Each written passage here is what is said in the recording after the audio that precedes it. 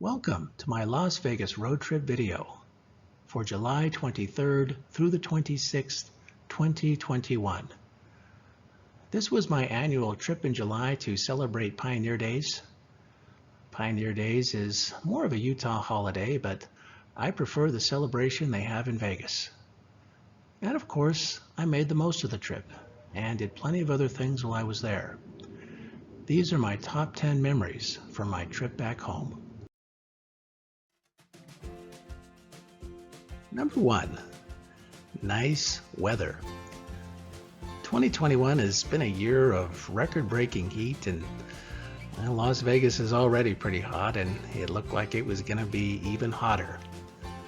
But that was not the case at all for the entire 3 days.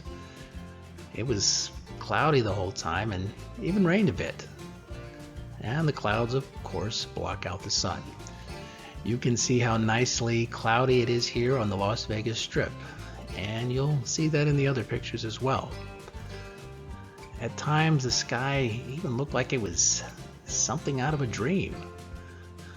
But anyway, I thought I was going to get scorched, but instead it was probably more in the high 90s, which was just fine. Number 2, the Railroad Pass Hotel and Casino. When I stay in Vegas, I always follow the deals on my third-party app, and for this trip, the Railroad Pass had a sensible weekend deal. Now, it's also way the heck out there, actually on the farthest end of Henderson and almost to Boulder City, so it's not close to the other Las Vegas things, but I didn't mind. I've never stayed there before, and this was an opportunity to try something new. The Railroad Pass is a historic casino. It opened in 1931. It was the third casino to obtain a gaming license in Nevada, and it was a favorite spot for the Hoover Dam construction workers to go there and try their luck after work. The rooms here were reasonably modern. The hotel section was built in 1987. I wouldn't mind at all staying at the Railroad Pass again, but like I said, it's a bit out of the way. Number 3, the Broke Down Limousine. This was just one of my random opportune moments in Vegas. I was coming out of the Bellagio and crossing Las Vegas Boulevard when I noticed a lot of police cars across the street. And I took a picture of that. As it turns out, they were just arresting some guy. But I didn't notice the real excitement, which was this limousine that broke down right in the middle of the Strip. At first, I was just amazed. I mean, how could the limousine just break down right there in such an incredibly bad spot? But it did. The people renting the limo had no choice but to get out and start pushing. And they were able to get it out of the way. And we all clapped for them when they got across the road. Number 4, Great Pyrenees. You may think this is kind of weird, but I usually take pictures of places where I get my hair cut if it's the first time there. This was my first time at this particular Sports Clips in Henderson, and so I took the snap. And just like the limousine, there was something off on the side that was more interesting than what I was aiming at. These 2 Great Pyrenees. I couldn't place what they were at first, so I walked up and asked the owner, who was sitting right there, and he told me. They call them Great Pyrenees because they come from the French side of the Pyrenees Mountains.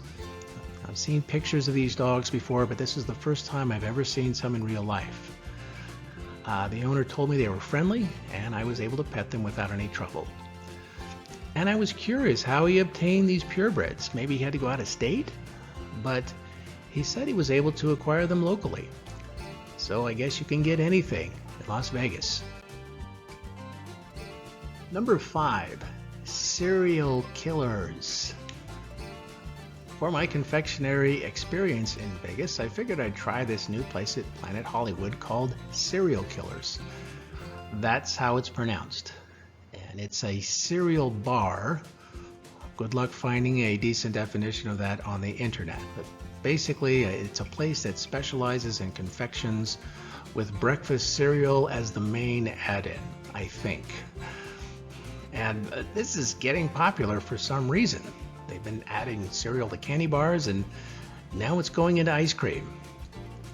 Well, I got their peanut butter lover flavored with peanut butter Captain Crunch right here. Number 6, the buffets. For me, heaven on earth is lounging in a Las Vegas buffet. But they were, of course, closed down through the pandemic, and most are still closed, but that may be changing. I was happy to see that the buffet at Excalibur is now open. It's only open for brunch, but that's a good start. And another buffet I checked on, one of my favorites, the Flavors at Harrah's. It's still closed. And they boarded that place up so well you could hardly even tell that there was ever a buffet there. And lately I've been wondering if they were just going to keep it that way, but that may not be the case.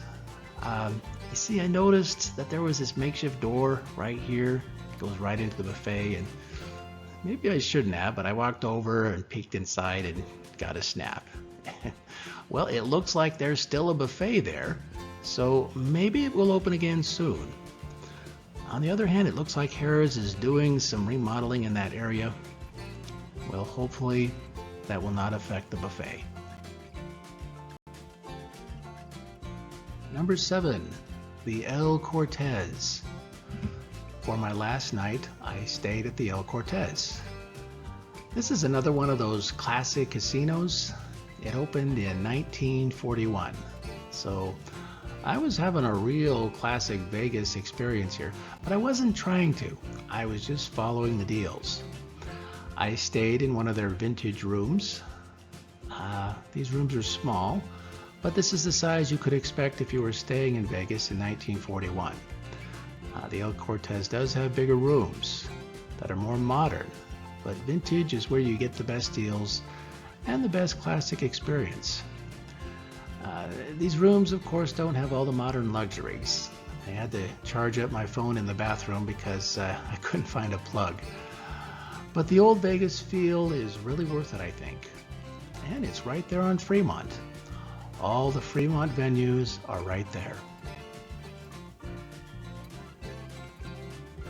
Number 8, Fry's Electronics. I paid my homage to Fry's on this trip. Stopping in at Fry's used to be one of my favorite things to do in Vegas.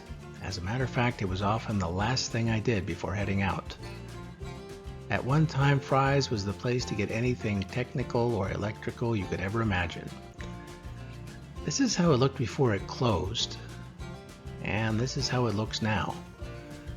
Last February, all their stores closed for good. And it was right there on the strip. It was in a good location. For this video, I poured through some of my old photos to see if I could find some pictures of Fry's. I know I've taken some, but for some reason I couldn't find hardly any. The only one I could find was this one. In the store they had all these large pictures on the ceiling of some classic moments in Las Vegas history. And this is one of those pictures. A picture of 2 kids at the 1949 Eldorado Parade. Number 9, the Pioneer Days Celebration. This was the main event for me. I came an hour and a half early just to look around a bit and get some pictures, and then I left and came back. But this is where we celebrate. I feel a little guilty because my friend Mike arrived early to set up our stuff and I never saw him. I even took a picture of him and didn't know he was in it. He's just sitting right there waiting for us, and I'm standing there blind as a bat. And now everyone's here. They did things a bit differently this year, probably because of COVID. The food was more centralized. This is where we stood in line to get our barbecue dinner. But the Pie a la Mode had its own booth, which I was very happy to see. Here's the line, And here's the pies. I got a piece of this guy right here. I think it was like strawberry or cherry rhubarb. Well, whatever it was great. Despite the COVID limitations, everyone was having fun, enjoying themselves. Here's me sitting with my friends. I sat right next to Mike, the guy who set up our stuff, and here's Mike right here, armpit and all. And this year, the Polynesians took care of the entertainment. The ladies danced, the men also danced. They did a haka war dance, and they even had a fire twirler. Overall, the entertainment at Pioneer Days is usually good. Some years it's just okay, but this year it was well above par. Polynesians did an excellent job. And then at around 9:30, it was time for the fireworks. We took down the canopy and sat there and looked up and enjoyed the show. Number 10. Road construction and the new Las Vegas Arch. One of the last things I did was take a drive up the Strip to have a look at the new Las Vegas Arch. You can't quite see it yet, but it's just past the Stratosphere. Now, this was not during rush hour, but it was a long drive because they were doing road work. Heaven forbid if Vegas wasn't doing major road work somewhere. And now they're doing it on the Strip. The drive wasn't too bad. You can see the arch now, and you can also see this traffic light on top of it. This light took forever to change, and then it didn't stay green for too long. But I did finally make it to the arch. It's quite impressive. The arch was completed last November. The old Welcome to Las Vegas sign got hit by a truck 4 years ago. So the city decided to replace it with something better that couldn't be knocked over by a truck or anything else ever again. So that's a wrap for the top 10 memories from my Las Vegas road trip, July 23rd through the 26th, 2021. The trip was enjoyable as always, and the desert skies were beautiful as I headed out of Las Vegas.